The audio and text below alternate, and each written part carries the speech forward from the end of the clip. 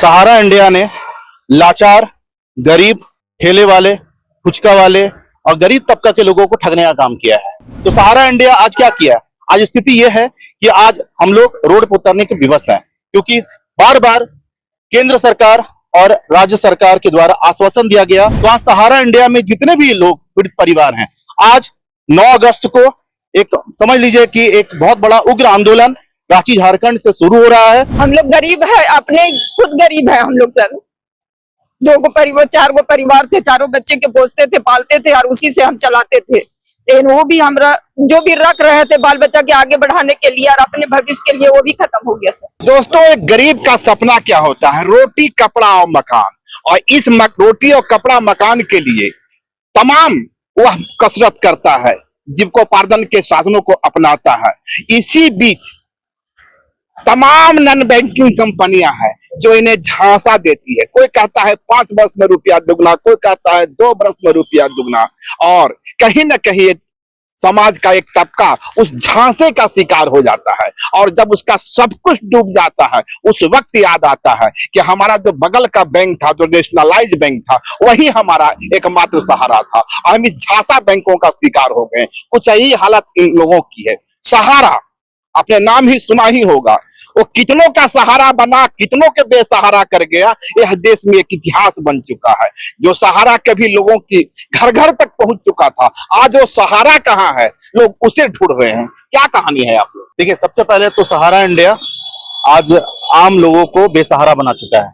आज हम लोग यहाँ पे देश के करोड़ों परिवार की सिसकियां, लाचारी, बेबसी के आक्रोश का शब्द बनने के लिए यहाँ पे जमा हुए हैं। आज सहारा इंडिया ने लाचार, गरीब, ठेले वाले, फुचका वाले और गरीब तबका के लोगों को ठगने का काम किया है। और आज गरीब तबका का लोग, जो कि अपने जीवोपार्जन की जो आय का साधन होता है, उसमें थोड़ा थोड़ा पैसा बचा करके अपनी आमदनी से उन्होंने सहारा इंडिया में जमा किया था।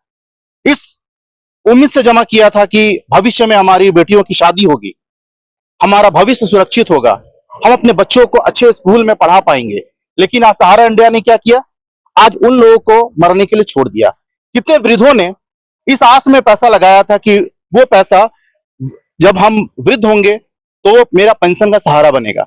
लेकिन आज सहारा इंडिया की वजह से कितने वृद्ध आज दवाई की कमी, या आप बोलेंगे कि आज हॉस्पिटल में जाते हैं, उनके पैसा नहीं होने की वजह से आज वो मर भी चुके हैं, इतने लोग दम तोड़ चुके हैं। तो सहारा इंडिया आज क्या किया? आज स्थिति यह है कि आज हम लोग रोड पर उतरने के विवश हैं, क्योंकि बार बार केंद्र सरकार और राज्य सरकार के द्वारा आश्वासन दिया गया कि सहारा पीड़ितों को न्याय मिलेगा। लेकिन जैसा बोला जाता है, ऊंट के मुंह में जीरा। सरकार ने पोर्टल बनाए, सरकार ने दावे आमंत्रित किए, लेकिन क्या किया? कुछ पैसा दे करके हम लोगों को शांत करा दिया गया। तो आज सहारा इंडिया में जितने भी लोग पीड़ित परिवार हैं, आज 9 अगस्त को एक समझ लीजिए कि एक बहुत बड़ा उग्र आंदोलन रांची झारखंड से शुरू हो रहा है। और हम लोग तब तक शांत नहीं बैठेंगे जब तक एक एक व्यक्ति को न्याय नहीं मिलेगा, उनका जमा किया हुआ पैसा उनको ब्याज के साथ वापस नहीं होगा। क्योंकि आज सहारा इंडिया में आज लोगों ने अपनी उम्मीद जगा करके पैसा लगाया था, जो आज ठगे जा चुके हैं। कितना पैसा लगा आपका? देखिए, मैं सहारा में मैंने कोई पैसा लगाया नहीं था, लेकिन आज हम इन लोगों के साथ में हैं, क्योंकि आज आम जनमानस, हर सहारा इंडिया में जो भी परिवार पीड़ित है, उन लोग का साथ देने के लिए आज हम यहाँ उपस्थित हुए हैं। आपका कितना पैसा हो गया है? करीब 1.5 करोड़। 1.5 करोड़ आपका पर्सनल है। आपका पर्सनल 1.5 करोड़? 1.5 करोड़ मेरे है, मेरे वाइफ की है, मेरे फादर के घर में। मिली है इनसे? क्या नाम हुआ आपका? संतोष कुमार। संतोष कुमार जी, क्या करते हैं आप? सहारा इंडिया में ही है अभी। सहारा इंडिया में ही काम करते हैं? जी जी। तो अपने साथ कितने लोगों को बेसहारा कर गए? बहुत लोग, करीब हम लोग, मेरे साथ में करीब 10 करोड़ होंगे सर।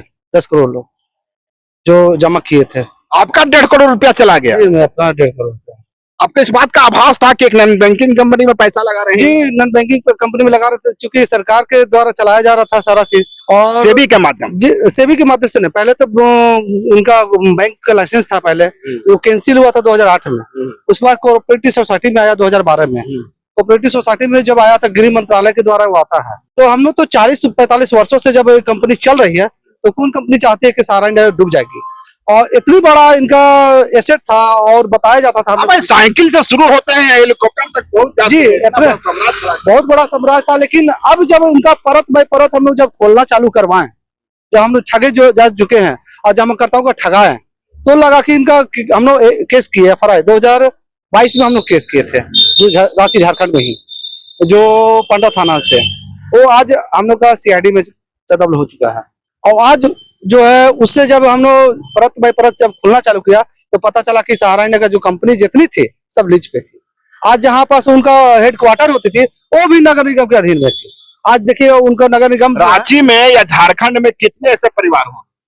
1 करोड़ से ऊपर है। झारखंड में 1 करोड़ 40,000 करोड़ का केवल यहाँ का लायबिलिटी है, जो हम लिस्ट है इसका निकला हुआ है, हम लोग निकलवा चुके हैं। तो आपका पैसा भी गया इसमें? जी हाँ, कितना गया आपका?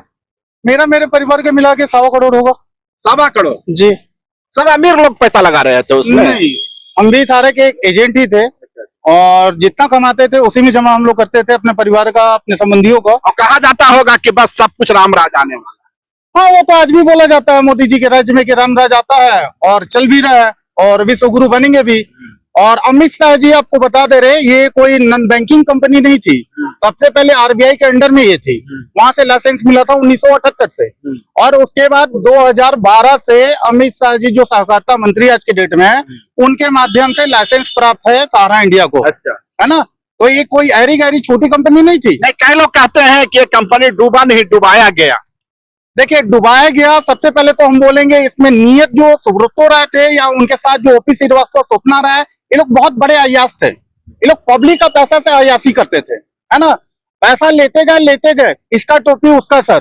और जब लेवलिटी बढ़ गई और इनको देने की एक मुफ्त ये हो गया कि ना पैसा पब्लिक को देना ही पड़ेगा, तो ये क्या करते थे कि यहाँ का पैसा दूसरे कंपनी में ट्रांसफर, यहाँ का पैसा दूसरे कंपनी का सोसाइटी में, सारा पैसा भी सोसाइटी में लाके ये लोग डंप कर दिया। और उसके बाद से जब पैसा देने की बारी आई तो हाथ खड़ा कर लिया और पता चला कि एकाएक सुब्रतो राय मर भी गए। उनकी पत्नी कहाँ है, उनके बच्चे को पहले ही भगा दिया। बहुत बड़ा देशभक्त था ना, इसलिए दूसरे देश में अपने दोनों बच्चों को भेज दिया। और इतना गंदा मौत भी मरा ये दोनों बच्चे उसको आग भी देने नहीं है। तो ये पैसे पूंजीपति मतलब सहारा इंडिया और अमित शाह क्लियर कट बोल रहे हैं, ये दोनों मिलकर पोर्टल का निर्माण किया ताकि हम लोग सड़क पे आंदोलन ना करें और मतलब फुटबॉल बना के छोड़ दिया जमाकर्ता और कार्यकर्ता को। क्या नाम हुआ आपका? मेरा नाम संतोष कुमार हुआ।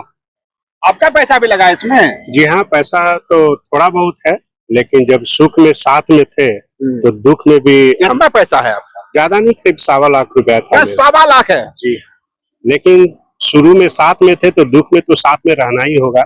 और इस बार हम लोग आर पार की लड़ाई लड़ेंगे।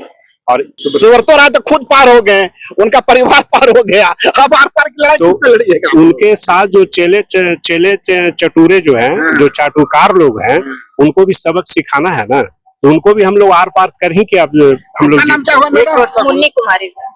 आपका भी पैसा लगा है? बहुत लगा है सर, 2.5 लाख रुपया मेरा खुद का पैसा है, अपना खुद का पैसा जमा करता के कम से कम 1 करोड़ से ऊपर है सर। अभी एजेंट थे? जी सर, एजेंटे थे। अब तो हम लोग चाह रहे हैं कि अब हम लोग के पैसा मिले और आप लोग के थ्रू ही मिले हम लोग को पैसा। आप लोग ऐसा कीजिए कि ताकि हम लोग की सरकार सुने और हम लोग के गरीब को पैसा दिलाए। हम लोग बहुत पीड़ित है क्या सर। करते हैं आप?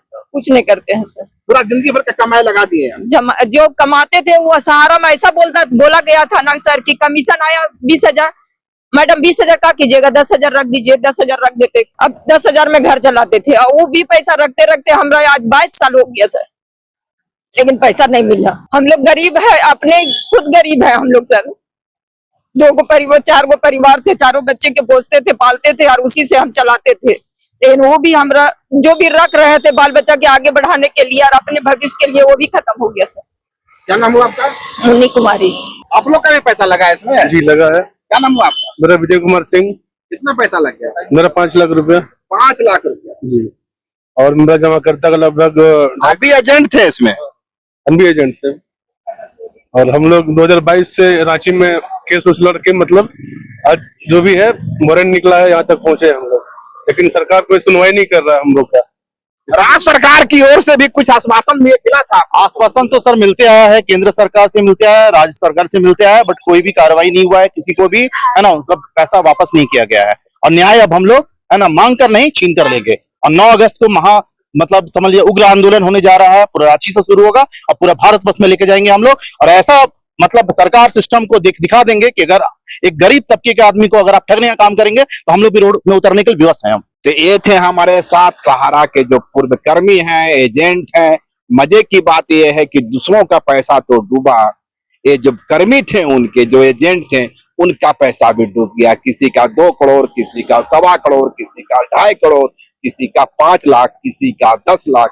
जिंदगी में अब सिर्फ अंधेरा है, क्योंकि सरकार आश्वासनें देती है और उन आश्वासन से न बच्चों का फीस भर सकता है और न उसकी जिंदगी में उजाला आ सकता है। शुक्रिया। लाइव लगातार के वीडियो को लाइक करें, सब्सक्राइब करें और बेल आइकन को दबाना न भूलें।